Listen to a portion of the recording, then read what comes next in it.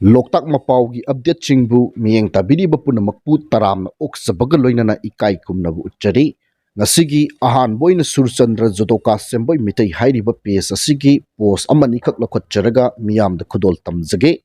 yamna maru oibani khanjai masidi government na phajana action lahaudrabadi tungda civil war soidana thokpa yai magi wahai singasi photo amada iriba wahai asigi translate masigi video asi channel ataida upload tawganu haina sarna wafam thamlai kuki gi tiger ni haiba nupa aduni kuki singna nupa asi media da puthorokpa kudingmak chairak phangani haina warning su tawbagi thengnai ngasai ngarang kuki singna anoba lambi thonbada nupa asi gi mingda lambi adu tiger road thonki nupa asi khamelokta maitai mayam hatpada luchingkiba nupa aduni ngarangi thodok singdasu luchingba nupani ngarang lambi hangdokpagi thoramda mana wangangba aduda point khara lakhotchagi haiba wafam thamli ahan boina nomai kapa lepoidabani ani shubada yeknaba amata lemna tharoidabani ahum subada maru walasu laigadabani mari subada firing lairikhai ai pami firing bu tawraba aigi oina adum support tawgani manga subada lambi asi matam pumbada aigi angang singna sangduna lay hauzik amukka hena sangba mathau tarakle taruk subada program na maru oiba natte kapnabana maru oi taret subada nomai kaptrabadi government na peace laire haiduini nipan subada highway su kakkadabani mapan subada railway su lakani tara subada nupi angang shigani mina su hatkani aikhoi su hatkani tara subada masina lam len phangadabani Taramathoi subada WhatsApp na lam phangloi hairibo wafamsing ase Surchandra Jodoka Semboi Mitaina Tiger gi video asigi point wise oina khandoklaga thamlakpa wafam khara khakni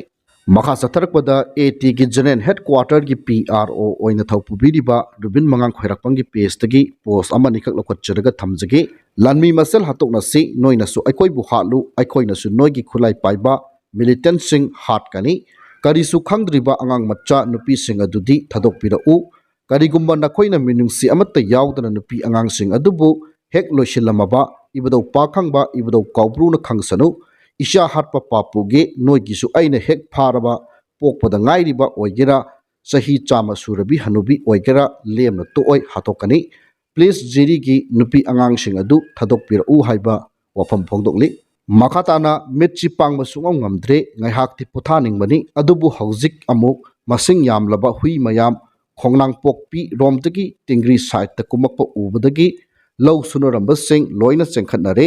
haidana paula ai sirasi moi sirasi loina tumnaba hanarasi kanadi haiba wafam thamli Makatana shutdown tawrabasu petrol pump di tangai fadana thong hangan biu CSO singnasu petrol pump singdadi disturb amata tawbiganu full halaga thambasu ngamde athu akaida thaw yawdrabadi kaidawruni haiba wafam makatana fongdokle pes asigi aroi boina segmaida phajare yam kanna tawre he haiba wafam thamlakli makha satharakpada AT gi luching purel korongan makhuban gi pes tagi post amakhak thamjage Handak ningol chakaubadasu kuki nupi ama jiri da thadokkhibani AT na mamangdasu adum thadokpani haiba wafam amakhak phongdokli makha satharakpada day to day jiribam DDJ hairiba page asina phongdokpagi matung ina kuki na maitagi yum amadi dukan mai thabagi video ama nahona na viral oirakliba si anauba video natte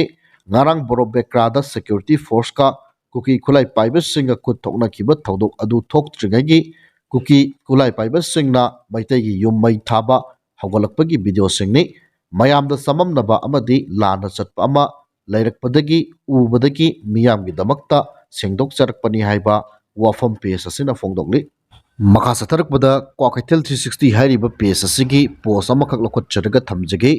jiri dagi khitang haigatlaga leiba kuki taba khun kaifun daida tilau puba gari kuki na mai thakre hairi tupul chatkadaba gari ni hairi sidi hemaleko hiram khuding da attack ni hauri si haiba wafam page asina fongdokli makha satharakpada hi yai khomba news hairiba page asigi post kharkhak lakhotcharaga aroi boina miyamda thamjage paumai macha ani lamsang area da phu chaiba madi masada yawba sel lut tawki haibagi mayokta Naga People Organization NPO Senapati District Student Association SDSA amadi Senapati District Women Association SDWA na tha asigi tang ani dagi कौखिबा national highway 2 Imphal Dimapur लंबीदा economic blockade चथखिबना मरम ओइरगा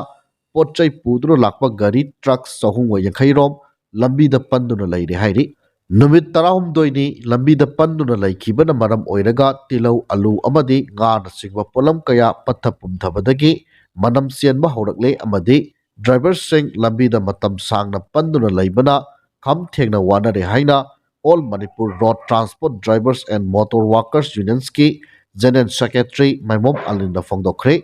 महांगना मखा तारादुना high मियांगी चाना थंगनबा पुसिलकलिबा गाड़ी driver सिंहबु नुंगसिबियु Manipur की इरांग असिना मरम ओइरेगा मियाम खम थेंगना वानरिबनी फ्रंट लाइन ता लैरिबा चिंग अमसुंग तम मियांगी चाना थंगनबा पोलम ड्राइवर सिंहना पुसिलकलिबनी ललोन इतिक तौरिबा सिंहनसु पोटचैगी ममल का हेना वांगना योलिबसिंग अदु तौबिगनु हाइनसु महांगना मखाताना फोंदोखि मखाताना ब्लॉकेट ना मरम ओइरगा नोंमदा संगद्रबा याद्रबा पोचै पुदुना लाक्पा गाड़ी चहुंगी मथक्ता पंदुना लैखिबना मरम ओइरगा इम्फालदा गाड़ी अमता थुंखिद्रे सिंगनगाई ओइबा मफमसिंगदा सिक्योरिटी फोर्स ना अकनबा सेक्शन थौरांग लौखटखि मणिपुर डिस्ट्रिक्ट पुनमक्ता पामदबा थौदोक थोक्तनबगिदमक सिंग अमसुंग तमदा पुन चेक पॉइंट 109 हांगदुना अचत अवंगसिंग चेक तौबगी थबक चथखरे हाइरि मखाताना मणिपुर थोकलिबा कांगलुप की इरांग लोइसिनबा ngamdaba हाइबसि पालिबा लेंगाक असि मतिक चाद्रि ताकपनि हाइना आरपीआई अथावले की नेशनल सेक्रेटरी महेश्वर थौनाउजमना फोंदोखरे वफम असि न्यू दिल्ली की सफदरजंग रोड पार्टी की मरु ओइबा एग्जीक्यूटिव मेंबर्स अमदी पार्टी असि की लुचिंगबा कयाना सरु यादुना मणिपुर थोकलिबा इरांग असिगा मरी लेनना पांगथोखिबा पाउगी मिफम अमदा फोंदोखिबनि हाइरि मखाताना महेश्वर थौनाउजम की पेजदगी पोस्ट अमखक लखोचरगा थमजरमगे येंबा ngamdre राजनीति सनाबा मतम नत्ते हौजिक सुना नत्ते लिमिट हेले पावर पाइसिलगा केम तौबा ngamoidaba oiradi मियांगे लेपक्कदबा सि कनाना लेपकनि डिस्कशन आवर नत्रगा मीडिया दा खरा थोअदि यारद्रा रूलिंग ओइरो दिल्ली दा लिमिट लोइरे अखोई मणिपुर मुटलनी सुमाइना तरोदी हाइना चंगसिलगा लावबा कैकाई यारक्त्रगना नोई नवा लौदे अखोई प्रजाना मरुनि हैरमलगा लाकपदा प्रजाना नोइगी दमक्ता लेपिरोइदबरा ओपोजिशन ओइरो अखोईगी लैरिबा ऑफिशियल मिहुतसिंग अदुदि कंसर्न डिपार्टमेंट दा चंगसिलगा कुकी टेररिस्ट सिंग सि फाबिरो इनोसेंट मयाम सिरे हाइना चटलगा लावबा रिपोर्ट लेप्तना पीबा करी काई ओपोजिशन इना ऑफिस दा संगबा यादे काइना लैब्रा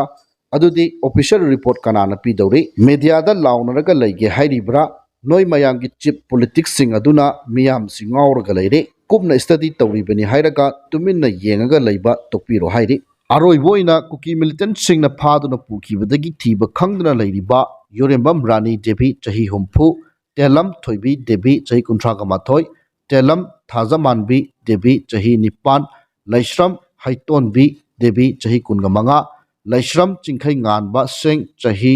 2 मखाई अमदी लैश्रम ngamba सिंह था 9 मखोई तरुकपु कननबा रीइंफोर्समेंट थाजिंदुना थीबु हुंबगी थबक कन्ना चथरी हाइना मणिपुर पुलिस की माइकैदगी थमलकली हाइबो वफम थमलगा ngasiगidi tang saida lusinjare।